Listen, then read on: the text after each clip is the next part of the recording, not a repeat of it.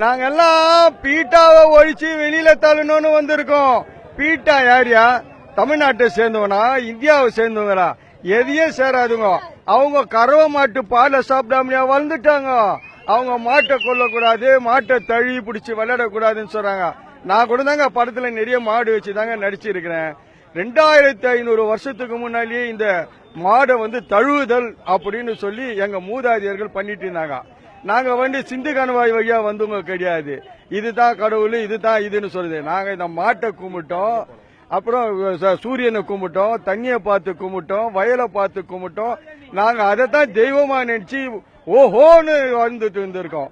இன்னைக்கு சிந்து இதுல நீரோ மன்னா வெளியே வாடா, நீரோ மன்னா வெளியே வாடான்னு சொல்லுவாங்க. ஆனா நீரோ மன்னர் வாசித்துக்கினே இருந்தாரு. உங்களுக்கு நல்லாவே தெரியும். இன்னைக்கு நாட்டில் இருக்கிறவங்க தலையை தண்டவாளத்துல தள்ளி வச்சு நிறைய இடத்துக்குள்ள அரசியல்வாதிங்க அரசியல் பண்ணி அரசியல்ல வாழ்ந்தாங்க. அது மட்டும் இல்லாம சுதந்திர போட்ட தியாகிகள் சொல்லி இந்த நாட்டை இந்தியாவை வாழ்ந்துட்டு இருந்தாங்க. அதுக்கு அடுத்தது நாங்க அதாவது அரவணைச்சுக்கின்னு நடிச்சுக்கிட்டு வாழ்ந்துட்டு இல்ல. நடிகர்களும் முதலமைச்சரா கூட இருந்தாங்க நடிகர்கள்லாம். ஆனா நாங்க நடிச்சுக்கிட்டே முதலமைச்சரா உட்காரணும்னு சொல்லி ஆசைப்படலங்க. இங்க நாடு பத்திட்டு இருக்கும்போது நீங்க என்ன பண்ணுகிறீங்க?